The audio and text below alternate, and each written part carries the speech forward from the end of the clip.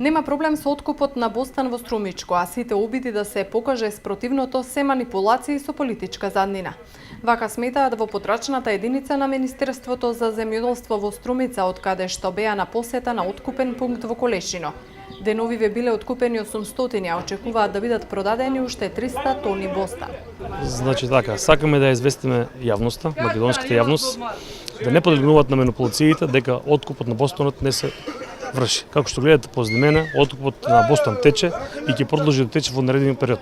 До сега има откупено околу 800 тона Бостан, а во наредните денови ќе се откупи уште 300 тона Бостан, со што ќе се реши проблемот со вишокот на килограми на Бостан. Според Коцев, во собраниска процедура се законските измени со кои субвенциите за производство ќе бидат исплатени на тој што ги обработува нивите, а не на сопственикот на нивите. Значи, скениран е теренот, скенирани се проблемите, јасна не е ситуацијата што луѓето и земјоделците ја барат. Може да кажеме дека моментално со измените на законот со новиот закон, значи субвенциите ќе ги земат луѓето што го производат Бостанот, а не луѓето што ги пријавуваат. Откупувачите велат дека отворениот пазар кон Косово овозможил да се спаси годинешната реколта. Откупната цена денес изнесуваше 3 денари по килограм. Купците од Косово не пројавуваа интерес за нашата роба, бидејќи има давачки, разни давачки, царински давачки, фитосанитарни и така натаму. Сега со оваа мерка што Министерството за земјоделие приложи, значи овие се купците исклучиво од Косово се ослободени од овие давачки што дополнително им зголемуваат цената и конкуренцијата. Дојдовме до еден заклучок дека еве веќе пазарот во Косово за нашите производи се отвара. Значи пак ќе напоменам за тоа што мерките што ги даде Министерството вродија со плод. Има не само ние, верувам и ќе видите и понатаму ќе доаѓаат купци од Косово, за тоа што веќе нашето производство е конкурентно на нивниот пазар.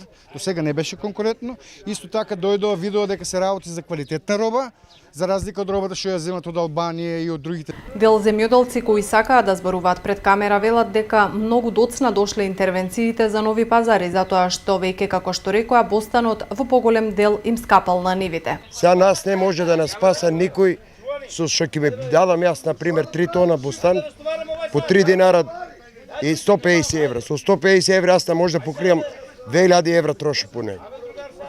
Нека јас стрикно нека оде по нивито, нека виде, а некој има внесено ќелаж околу 80, може и 100 тона ќелажот. По 10 и 8 и 7 динара. И сега он ќе ни се подсмишке тука и па неговите роба ќе си ga даде, а ние од страна ќе гледаме, ќе се криеме у грамушките доле низ јавриките, ќе чекаме од баница да дојдат, да трчиме по него, по една камионче тама 3 тона ќе земе, ќе дадат 2000-3000 динара на приколица и ќе се караме кој да го даде.